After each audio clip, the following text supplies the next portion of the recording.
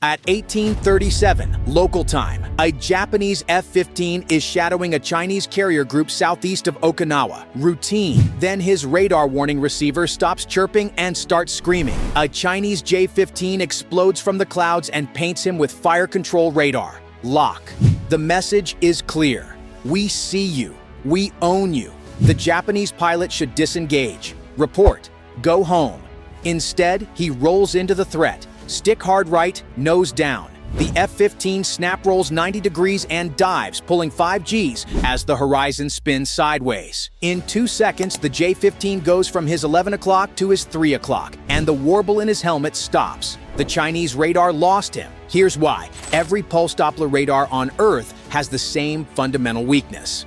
It tracks targets by measuring closure rate, how fast you're approaching. It's the Doppler effect, the same physics that makes an ambulance siren rise in pitch as it gets closer. Turn perpendicular to that radar and your closure rate drops to 0. The system's own software filters you out. The same way it ignores waves, trees, and buildings. You vanish. In plain sight, 8 seconds from lock to nothing. But the Japanese pilot isn't just surviving. He's collecting. His JAPR-4 radar warning receiver, antennas scattered across the eagle's wingtips, tail, and nose, is doing something remarkable. Every radar has a unique signature. Its frequency, its pulse rhythm, the shape of its waveforms. The JAPR-4 acts like a fingerprint scanner, cross-referencing against a library of over 2,000 known systems. And everything the J-15 transmitted while searching for its lost target, streaming directly to Japanese intelligence via encrypted satellite link. 8 seconds of data, 8 seconds of a Chinese radar broadcasting exactly how it hunts. Future jammers could now be tuned to blind that specific frequency. Future missiles programmed to home in on it. The Japanese pilot keyed his radio. Voice flat. Contact maneuvering, lock broken, re-established, collecting. The Chinese pilot had no idea he'd just handed over his first secret. The J-15 closes again.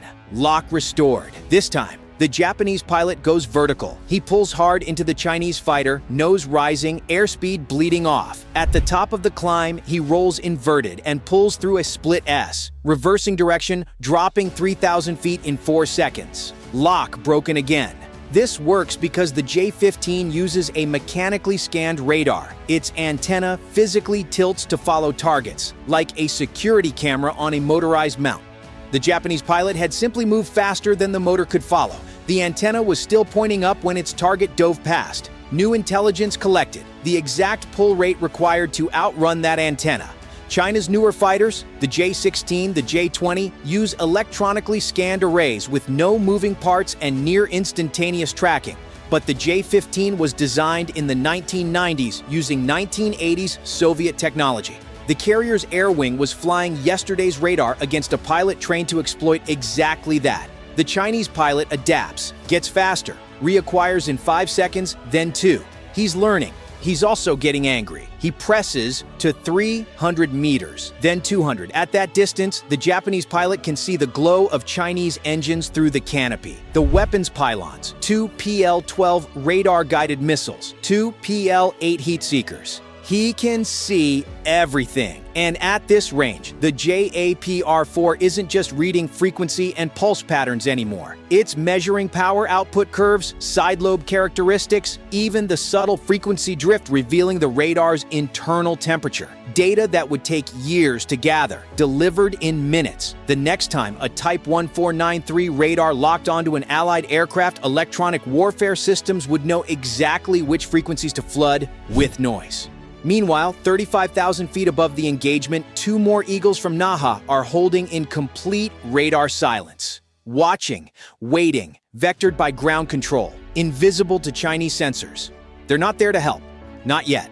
Below, the Japanese pilot is doing something else entirely. Every break, every maneuver, he's not just escaping. He's positioning, working his way around the J-15's clock. Each reacquisition carries him slightly further toward the one place a nose-mounted radar can never see. Behind it, the Chinese pilot, convinced he's closing in, presses to 200 meters. His radar is locked solid, transmitting enough electromagnetic energy to guide a missile to impact. This is the message Beijing wanted delivered. We can touch you whenever we want. The Japanese pilot holds steady, lets him transmit, lets him give away everything. Then he brakes. Snap, roll, left. nose down, slicing beneath the J-15 at 150 meters, crossing through superheated jet wash that throws his right wing 30 degrees. Half a second where the aircraft isn't flying, just falling sideways. He corrects, claws back to stable flight. When he rolls out, he's behind the J-15, 7 o'clock. Deep inside the radar's gimbal limits, invisible.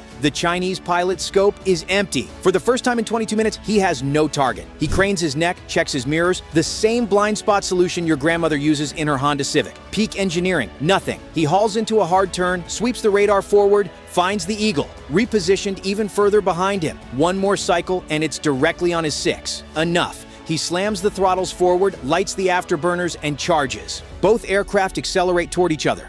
Closure rate over 900 knots. Half a mile every 2 seconds. At 800 meters, the J-15's nose fills the Japanese pilot's windscreen. At 400 meters, commit point. At 1 second to merge, the Japanese pilot rolls inverted and pulls down, slicing beneath the J-15 in a 7G descending turn. The Chinese fighter flashes overhead close enough to feel the thump of displaced air. When he rolls upright, the geometry has completely flipped. The Japanese pilot is in the J-15's deep 6, 400 meters back. Low, perfectly positioned. Above, the 2 silent Eagles begin their descent. Eagle 2, Eagle 3, descend to Angels 28, maintain radar silent, vector 185. 2 clicks. No voice transmissions for the Chinese to intercept. The Chinese pilot checks his 6, 1 Eagle, 400 meters back, below his tail, inside his turn circle. He checks high. 2 more dropping toward him from above, bracketing every escape route. All 3 radars now active. He does the math. Fuel, critical after 31 minutes of hard maneuvering. Wingman, 5 minutes out, minimum. Tactical position, 1 bandit behind with energy advantage, 2 above with altitude advantage. All 3 with firing solutions. His radar only looks forward. The threats are behind and above. His missiles need a radar lock he can't achieve. He couldn't shoot. They could. The J-15's radar dropped to standby. Wings level. It turned toward the carrier group and withdrew. Beijing called it a successful demonstration of carrier aviation capability. Tokyo called it extremely regrettable, summoned the Chinese ambassador, and filed formal protests. The pilots who flew it, they called it Tuesday, because what actually happened in those 31 minutes wasn't a confrontation, it was a classroom.